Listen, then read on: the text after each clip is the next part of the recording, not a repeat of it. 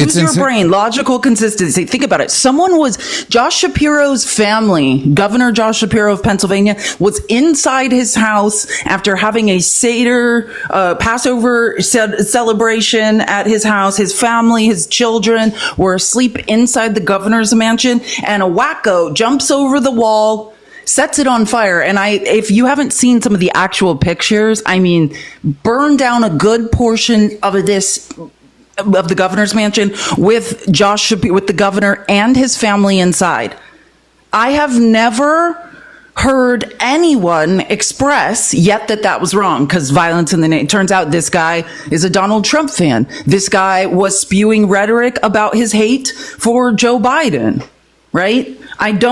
Where is the energy? I want you to imagine if someone did that to Mar-a-Lago. Now, if you're not a hypocrite, if you're logically consistent, then you keep the same energy for if someone did that to Mar-a-Lago, then when it happens to the Democratic governor of Pennsylvania. I have heard not a word. The only words Donald Trump said were also yesterday in the Oval Office, which was unbelievably offensive. And he said, pathological lie, shocker, just said, oh yeah, that guy's not a Trump fan.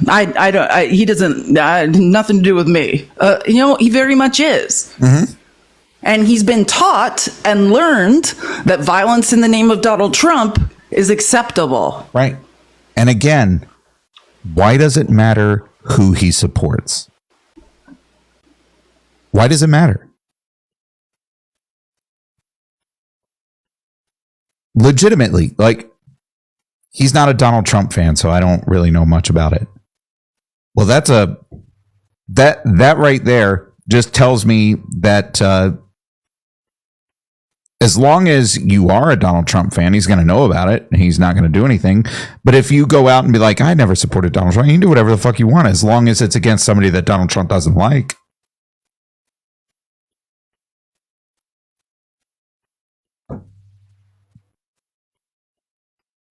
This is a crisis that the United States of America has found ourselves in. You all can downplay it. You MAGA chuds can downplay it all you want. You can downplay it all you want. The problem is that you're not immune from it. When they finally get around to you, there isn't going to be anybody else to come for your fucking back to support you. We'll be gone. Yeah, we're beyond a constitutional crisis. Constitutional crisis was day fucking one. We're beyond a constitutional crisis. We are in a crisis for the continued existence of a nation. The absolute just continued reconfiguring of power in the three branches of government, this continued downplaying of checks and balances, this absolute disdain for any judge that dares voice an opinion that goes against the administration. We are literally in a crisis for our continued existence as a nation. And if you be like, oh, Matt, you're just fear-mongering. No, I'm believing what these idiots are saying when they say it. I'm not reading between the lines. I'm literally just looking at the words, listening to the words that they're saying, and believing them. That's it.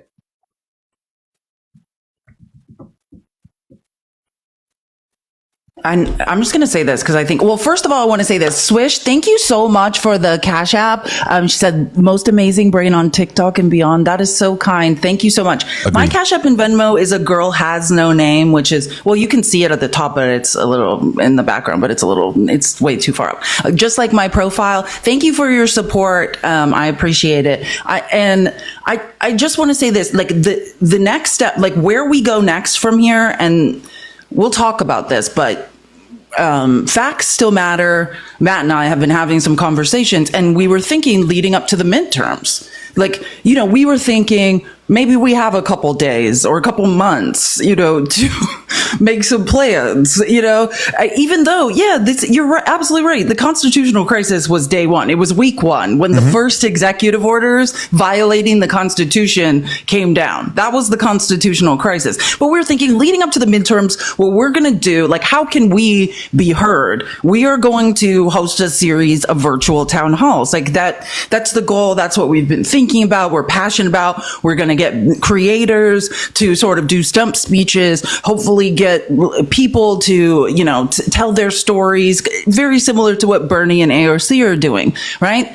And it occurs to me yesterday, while I'm watching this absolute shit show go down in the White House, that we are absolutely out of time. We can't wait till the midterms to start these virtual town halls. We might not have voices then, the way this is going. We don't know what's going to happen to TikTok. We don't know what will happen. And I'm going to go into, and I played this clip yesterday on my show, right? If you're wondering how now I think we're up to like 900 student visas that have been revoked. And it's like, where are they finding these people? Well, and MSNBC was reporting on this, which I confirmed independently. There's a DHS, a Department of Homeland Security program that is using AI. And this is important for everyone to know. And I'm not trying to scare anyone. I'm just telling you facts. They are combing through everyone's social media in the everyone in the United States, and they're putting people on lists. And if you happen to have a student visa, that is how they are just sending these lists to universities and revoking student visas, but they are doing it to everyone. So it is very likely if you have expressed, your opinion, and I just opinions that used to be what democracy in America was built on, that you in fact are already on a list, right? I mean, we don't have a week. So we're going to be having a meeting later today. Matt and Fex and I, we're going to start planning our first virtual town hall. We plan on doing a series of them. And I mean, this is the reality, and it's going to be based around the erosion of our constitutional and democratic rights in this country. We may need volunteers, may not, but I just want to get everyone thinking about it and thinking about this, because I know the feeling of helplessness. Like, what can I do? What can I do?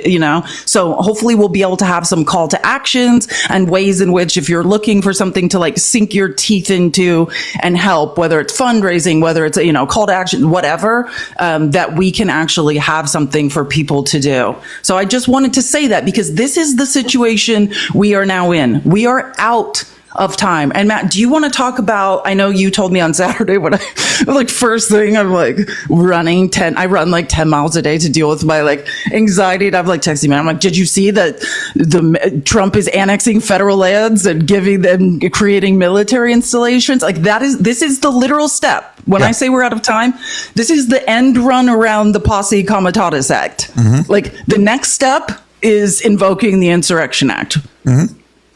I mean, that's literally what it is.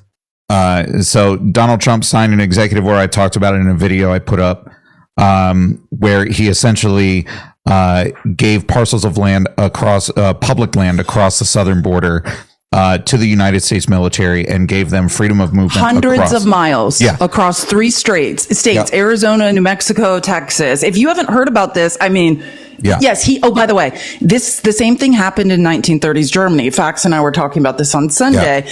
Just so you know, you think okay, I've made it through another week of chaos.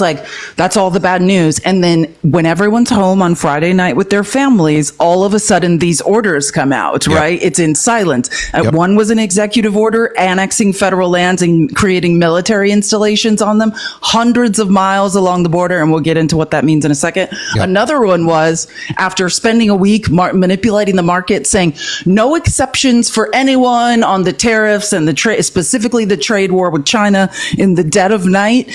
Tim Apple and other billionaires got their exceptions on the products they need to get through customs without tariffs. And Felice, let me ask you a question about that, because that is fascinating to me. Because the argument from MAGA has always been that these tariffs are going to bring manufacturing back to the United States, right? So let me pose a question to you. I am Tim Apple. I'm never not going to call him Tim Apple. If you don't know, Trump literally thought that Tim Cook's name was Tim Apple. Yeah. And more than once has called him in his state of mental decline. Yep. Tim Apple. Tim Apple. So let's say I'm Tim Apple. I know that these tariffs are going to cause the price of my phones to skyrocket, right? Skyrocket. So I go and tell Donald Trump, hey, we need some cutouts here. We need some exceptions. And so Donald Trump then comes out and says, all right, we're going to have exceptions on imports from China for technology, computers and tablets and phones and whatnot, right? I have exceptions for that. How does that help manufacturing in the United States?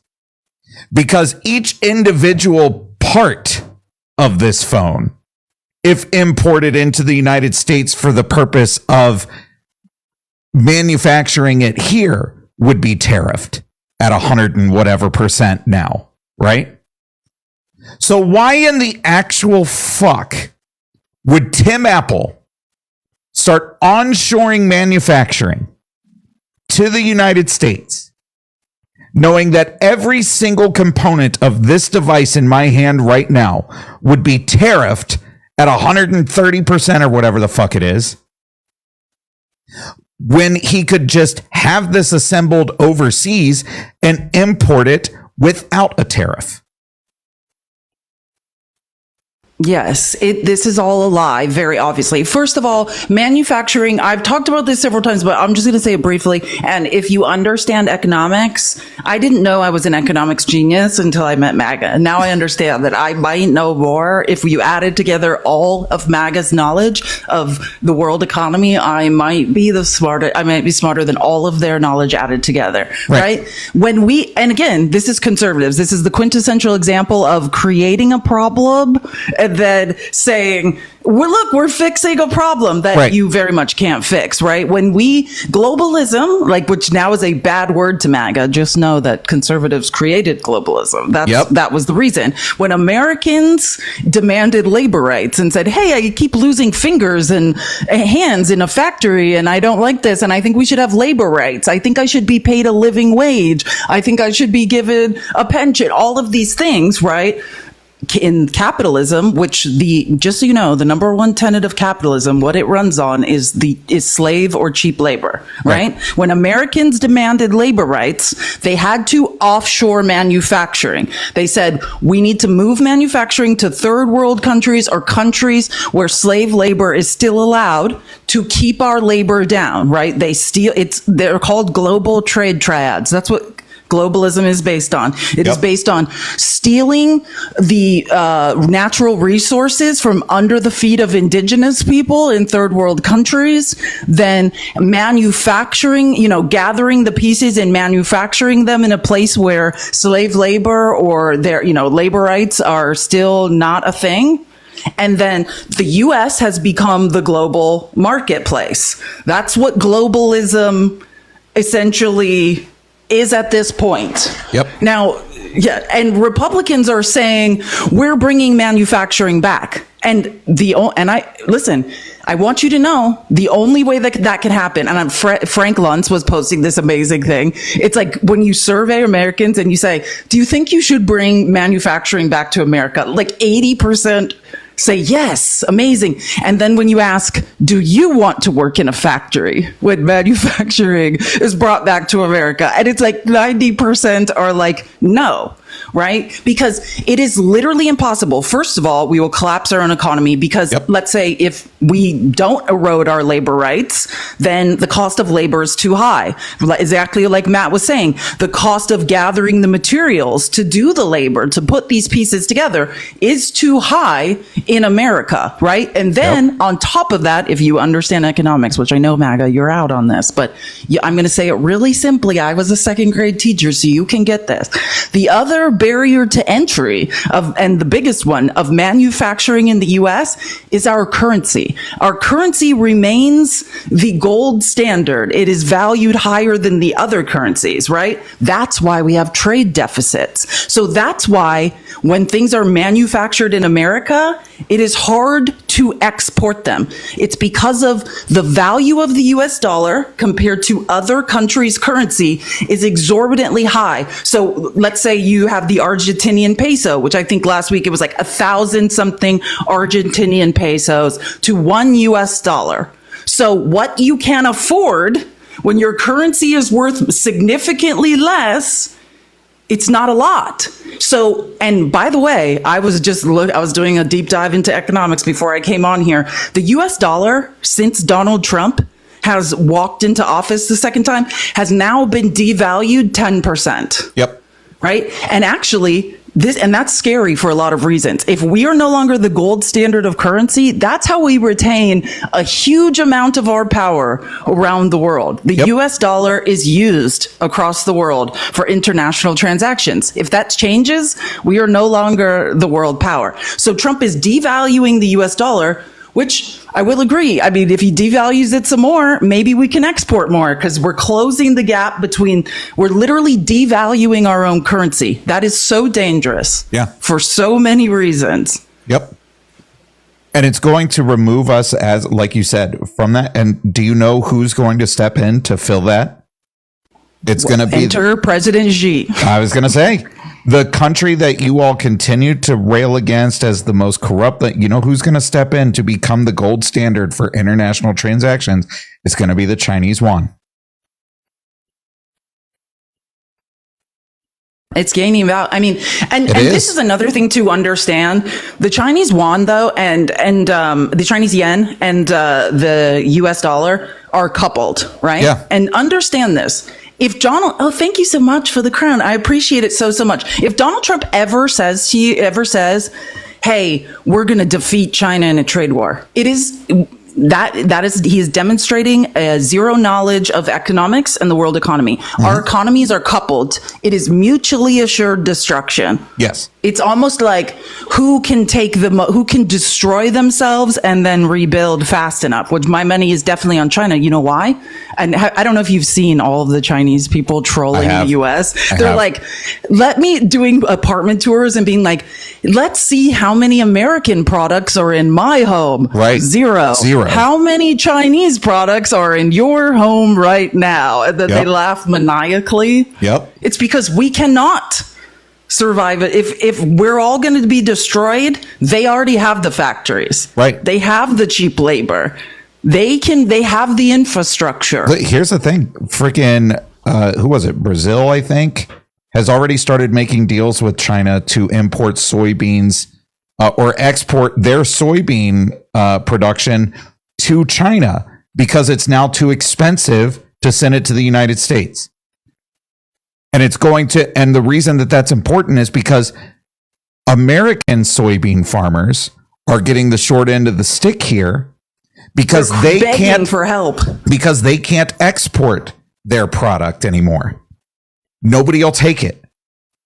And so the rest of the world is stepping in to be like, well, we have soybeans also. And everybody's like, dope. We'll just get our soybeans from there. The American farmer be damned. Right? The American farmer be damned. Trump is selling out American farmers. Trump is selling out American oil as well. Yeah. Donald Trump is selling out the coal miners that he continues to talk about. What about clean coal, Matt? Hey, I thought clean coal was coming back and the children were going to be in the mines. Oh, yeah. Singing songs. They will. And while they're down there getting black lung and all these crazy fucking health diseases and whatnot, the CDC offices that he continues to cuts their healthcare benefits. So, yeah, we're going to need kids in the fucking mines again. Because all those people that have been getting health care through the federal government because of their diseases and illnesses that they got while mining aren't going to be able to get their health care anymore, and they're going to die off. So now we need kids to get in there and replace that workforce. No health care. I mean, you cannot write this up. Trump said, when he was doing that weird clean coal speech last week at the Oval Office, he was like, you can't pry coal out of these miners' cold dead hands. Like, I tried to tell them they could make iPhones in factories. They don't want to. They want to mine coal. What is he talking? Like, Clean coal is, first of all, not a thing. This is a complete lie. But that was the point. So remember, the whole point of the tariffs that Trump told us, the fake reciprocal tariffs, which those were a lie. Yep. Now the 10% blanket tariffs and the absolute escalation of the whatever we're on, 145% tariffs on China that involve everyone but Tim Apple and other billionaires. That we were told that's to bring manufacturing back to the United States. Remember, Howard Nutlick was on Fox News saying, yeah, the poor are going to be robot fixers in iPhone factories in the United States. Then we let iPhones and Tim Apple and other billionaires out. We exempt even microchips, right, from the tariffs. So now the original premise that this was about bringing manufacturing back, we've done a 180 pivot. Yep. Then the next day they say, just kidding, we're going to bring those tariffs back. The market crashes again. Then the next day they're like, just kidding about that. What is going on? And if you all don't believe that Donald Trump has absolutely just sold out the coal miners for his coal company owner friends, then I would just direct you to the Trump administration's announcement through the Mine Safety and Health Administration that says that they are going to be pausing enforcement of its rule titled Lowering Miners' Exposure to Respirable Crystalline Silica and Improving Respiratory Protections. Also just approved the use of forever chemicals again. Right. So all these coal miners that are out there, Donald Trump just sold out you so that his billionaire buddies in charge of those coal companies could make a few extra bucks. MAGA said that the deregulation was for small business owners, Matt. I'm so confused. I know. Crazy. Get it yet, MAGA? I don't know if anyone saw this video. I played it on the People's Receipts of this guy who's like, it says on the screen, I voted for Donald Trump, which people were saying, oh, this is a lie or it's a parody. No, I checked it. This is a real person, right? And he has a small business and he's talking about how he ships like 10 containers to China a year. Yeah. And he's like, he's adding Donald Trump and Donald Trump Jr. Be like, President Trump, I know you didn't mean to hurt my small business. Yeah, he did. Yeah, he absolutely did. He 100% did. Because if you're gone, then his billionaire buddies get to make more money. That's how crony capitalism works. Yep. Any investigation into antitrust, monopolies of industries, that's what Elon Musk did when he brought Doge in. It was to kill off investigations into crony capitalism, into Amazon taking up to 50% of the profits from each small business, right? That's techno-feudalism. Feudal lords are saying, hey, you want to sell your product here? I'm the only one of the only marketplaces in existence. I'm going to go ahead and take 50% cut. Yep. They were investigating for that. The FTC was. Then those people are gone. Yep. The deregulation is not to help small businesses. It's to put them out of business. Yep. 100%. 100%. And this is just, again, Donald Trump selling out the people that he used as political props to gain political capital on the campaign trail so that his billionaire buddies can make more money. That's all this is. That's all this is. All of these farmers that went out and voted for Donald Trump at the behest of literally everybody else who was saying he's going to destroy your farm. And they went out and did it anyway.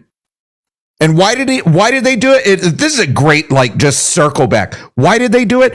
Because we had mainstream media and tons of fucking talking heads and people on the internet sane washing what Donald Trump was saying. None of y'all believed what he was saying. You didn't believe him when he said the words. You made excuse after excuse after excuse. And now here we are. I'm watching MAGA chud after MAGA chud after MAGA chud being like, oh my God, I'm going to lose everything. Oh, this is so terrible. We fucking told you. You chose not to believe the words that were coming out of Donald Trump's mouth, and you chose to believe those that were trying to make it fucking logical for you. Well, what he meant was this. It's not going to affect you. It's going to affect this. I mean, I know Donald Trump literally said, hey, Mark, I'm going to fuck your farm up. But what he meant by that was I'm going to fuck your farm up, but in a good way. And you were like, oh, dope. Cool. Yeah, I'm down with that.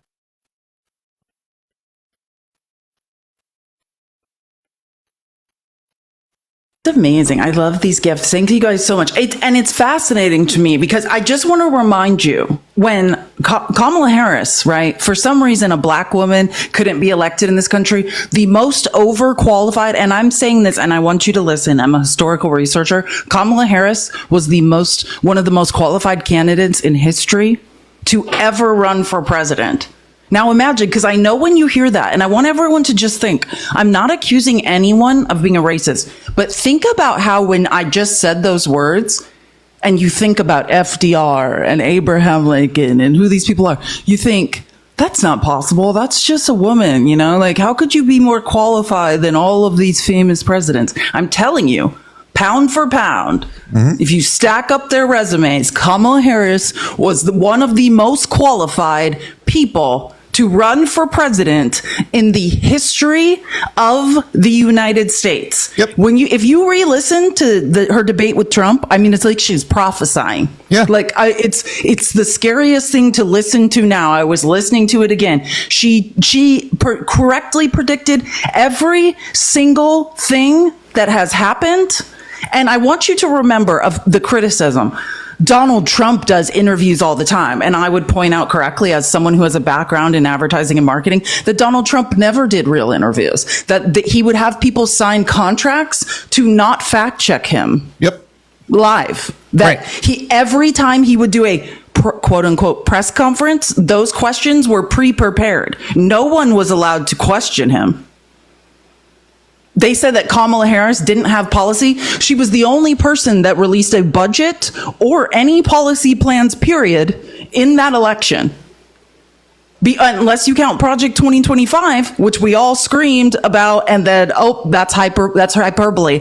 Over 60% of it has now been placed in executive orders or into law. So Congratulations on that. You all were wrong. Yep. For those of you that were asking about the southern border land that Donald Trump did, it was a presidential memoranda signed on April 11th, 2025, titled Military Mission for Sealing the Southern Border of the United States and Repelling Invasions. God, and sorry, I'm all over the place. I want to talk about that a little more and how it runs around the Posse Comitatus Act. And you can help me. I'm going to pull something up too, because I'm going to get a few of these words wrong. But I want to. Okay, so again, there's a bunch of federal lands. Like, I am a native born Phoenician, one of the very few people born in Arizona, not a transplant from Chicago or Michigan. I was born here, right? So I understand, like, in order to cross the border, when immigrants cross the border and want to get into the United States, and I think I'm trying to think whose presidency. At first, what happened was the Supreme Court ruled, and I can't remember, it was either Obama or Trump. It might have been Trump, that his first term, that anywhere 100 miles within the U.S. border, right? Do you remember this? Yeah. Was like protected area meaning even if you have a house, if you own your land and you're in 100-mile radius of any coast, it's not just the U.S. border, I should say, any coastal land. That was Trump. Trump or the U.S. border, that at any time federal agents, whoever, can invade your place, can usurp it, can search it, because that is protected area that the federal government will commandeer or search at any time. Now, this is the literal next iteration of that, where the Posse Comitatus Act is basically meant to protect U.S. citizens, right, from, a strongman, wacko, authoritarian fascist raising the U.S. military on U.S. soil and turning it Yeah. on American citizens, right? So you cannot. Oh yeah, go ahead. Yeah. So the Posse Comitatus Act was signed in 1878. And it essentially says it prevents the United States military from being used for civilian law enforcement purposes. Because again, the people that were around at the beginning of this country, at the founding of this country, recognized that a standing military is dangerous when you have a despot in office, which was why the founders did not want a standing army. They were adamantly against it. That's why militias are talked about in the Second Amendment, you fucks. Because militias and a well-regulated militia kept their weapons where? Not at their house. Right. And so the Posse Comitatus Act was signed to prevent the United States military